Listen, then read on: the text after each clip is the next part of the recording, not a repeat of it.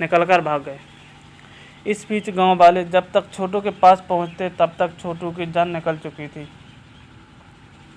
घर वालों ने देखा छोटू के नाखून उखड़े हुए थे और हाथ पैर दोनों ही टूटे हुए थे और जिस्म पर जलने के काले निशान आते घर वालों की बेरहमी की गवाही दे रहे थे।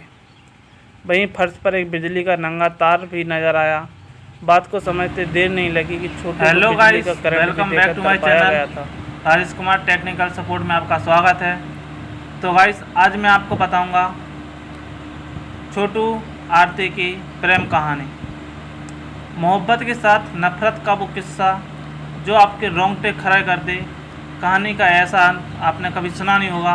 तो चलिए मैं आज आपको छोटू और आरती की सच्चाई, जो घटना हुआ उसकी सच्चाई बताने वाला हूँ कि कैसे छोटू की मौत हुई है, कैसे क्या हुआ है। तो गाइस, वीडियो थोड़ा लंबा हो जाएगा, तो आप बने रहिए मेरे वीडियो में। तो बिहार की राजधानी पटना से करीब 320 किलोमीटर दूर अररिया ज़िले के रानीगंज थाना इलाके से एक हैरत अंगेज दास्तान सामने आई है। ये कहानी बिहार के अररिया ज़िले में दो गांव की है, जहां दो परिवार रहते थे। उसी गांव में उमेश यादव का परिवार भी रहता था। मध्यम वर्गीय परिवार का बेटा उमेश यादव अपना काम बड़ी ईमानदारी से करता था और अपने परिवार का पेट पालता था। उनका एक बेटा था छोटू यादव, गांव का लड़का। छोटू बेहद शरीफ और सीधा साधा था। उनके गांव के नज़दीक एक दूसरे गांव में एक परिवार रहता था जिसकी लड़की थी आरती कुमारी। आरती का परिवार छोटू के परिवार से थोड़ा ज़्यादा खुशहाल और अधिक अमीर था और आरती के परिवार के लोगों की गांव में अच्छी खासी हनक भी थी। उनकी दबंगई भी चलती थी। इसी गांव में छोटू यादव के नाना नानी भी रहते थे, यानी कि ये भी कहा जा सकता है कि आरती के गांव में छोटू का ननिहाल था। अक्सर छोटू वहाँ जाता रहता था नाना नानी मामा मामी के पास।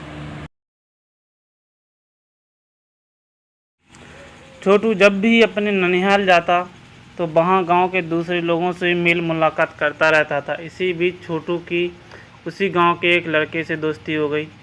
इत्तेफाक से वो लड़का आरती का भाई था। दोनों के बीच अच्छी छनने लगी और छोटू ने आरती के भाई से फ़ोन नंबर लिया और दोनों के बीच लंबी बातचीत होने लगी। कहा जा सकता है कि दोनों के बीच अच्छा याराना हो गया।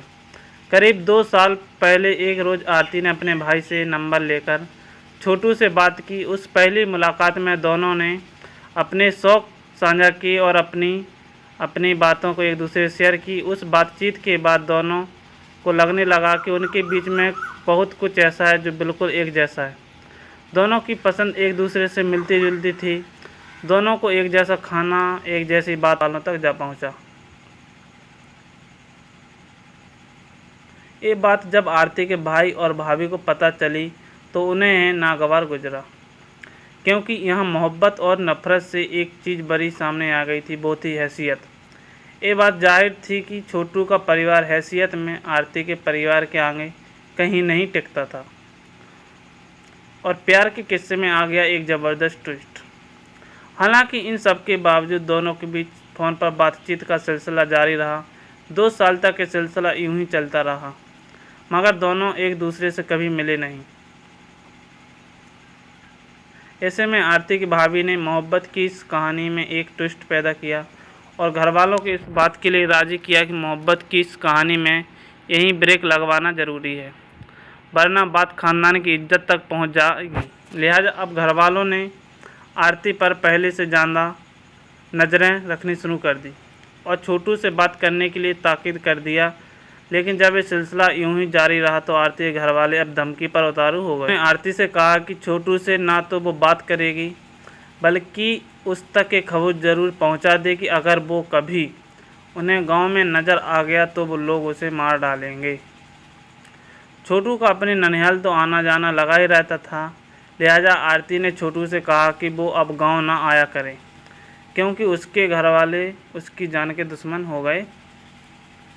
साल 2022 की जुलाई के महीने के दूसरे मंगलवार को छोटू अपने मामा के घर जाता है। जिस वक्त छोटू अपने मामा के घर में दाखिल हो रहा था, तभी आरती की भाभी ने छोटू को देख लिया। फ़ौरन वो अपने ससुर और अपने पति के पास जाकर इस बात की इत्तला देती है कि छोटू अपने मामा के घर आया हुआ है। एक खौफनाक साजिश। छोटू के अपने गांव में आने की खबर पाकर आरती के घरवाले एक प्लान बनाते हैं और उसी प्लान के मुताबिक घर के ही लोग, खासतौर पर आरती की भाभी उसके पास आती है और कहती है कि छोटू गांव में आया है तो क्यों ना वो उसे यहाँ घर बुला ले, क्योंकि भाभी ने आरती को झांसा दिया उसके पापा और भैया छोटू से उसकी शादी की बात करेंगे। आरती अपनी भाभी की बातों में आ जाती है और फ़ौरन छोटू के घर आने के लिए कहती है। साथ ही ये खुशखबरी भी देती है कि घरवाले छोटू की शादी के लिए राज़ी हैं, लिहाजा अब उनकी शादी घरवालों की मर्ज़ी से ही हो जाएगी। अपनी मासूका से अपने अनाम रिश्ते को नाम मिलने की खुशखबरी पाकर छोटू बेहद खुश हुआ। शाम ढल चुकी थी। देर रात छोटू अपने मामा के घर से निकला और सीधा आरती के घर जा पहुंचा। आरती का पूरा घर छोटू का इंतज़ार कर रहा था। छोटू के घर पहुंचते ही पहले उसे बड़े आराम से बिठाया जाता है और बातचीत का सिलसिला शुरू हो जाता है और इन्हीं बातों में वो आरती के घर वालों के सामने अपने प्यार का इजहार भी कर देता है। तब घर वालों ने उसी के सामने आरती से भी पूछा तो आरती ने भी अपनी रजामंदी दे दी, इस गुमान में कि अब घर वालों उनकी शादी करवा ही देंगे।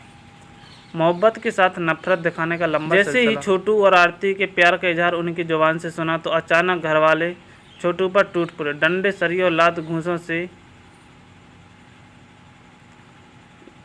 घूंसों आरती के घर वालों ने छोटू की पिटाई कर दी।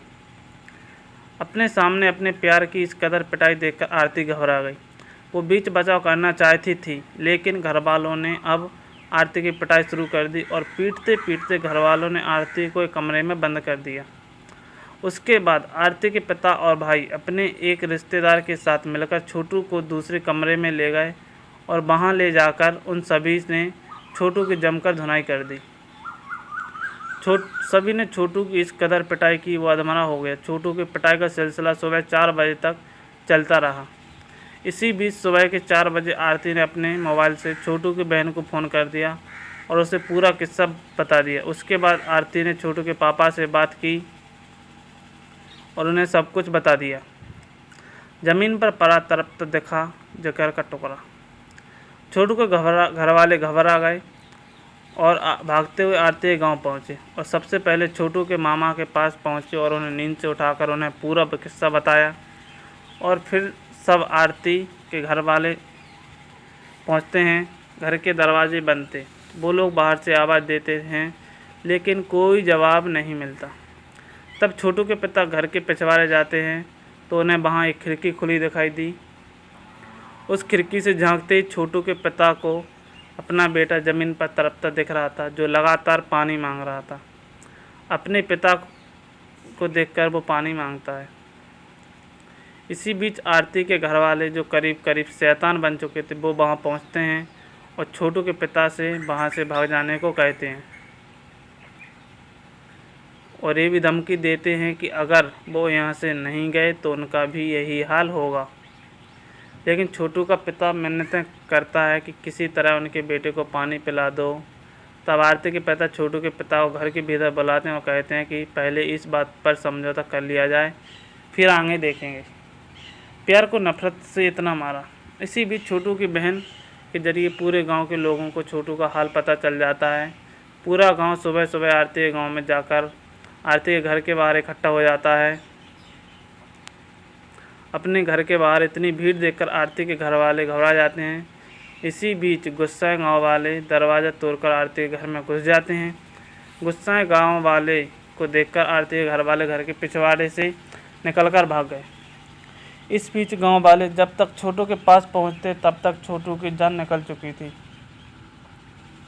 घर वालों ने देखा छोटू के नाखून उखड़े हुए थे और हाथ पैर दोनों ही टूटे हुए थे और जिस्म पर जलने के काले निशान आते घर वालों की बेरहमी की गवाही दे रहे थे।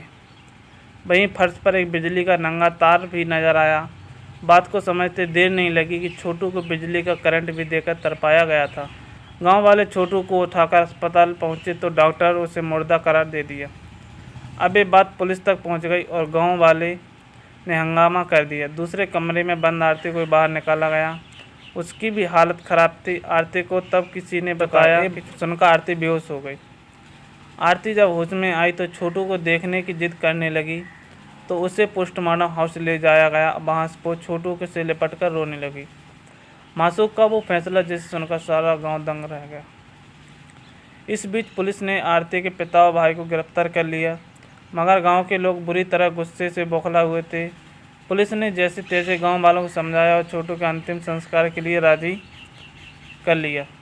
आरती ने छोटू के अंतिम संस्कार में जाने की बात कही और अंतिम संस्कार स्थल पर जाकर आरती ने छोटू के साथ चिता में जलने की खौफनाक जिद ठान ली। बड़ी मुश्किल से लोगों ने आरती को समझाया। छोटू के अंतिम संस्कार के बाद अब आरती ने अपना एक फैसला सुनाया। उसने कहा कि वो अब उस घर में कभी नहीं जाएगी जहां उसके घर वालों ने उसकी मोहब्बत का कत्ल कर दिया, लिहाजा अब वो ताउम्र उसकी विधवा बनकर रहेगी।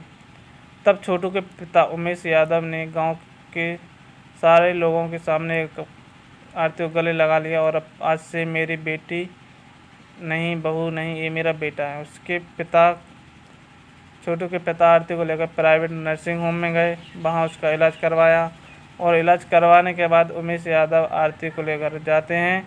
अब आरती उसी घर में उमेश यादव का बेटा बनकर रह रही है। तो दोस्तों, ये रही आरती छोटू की प्रेम कहानी।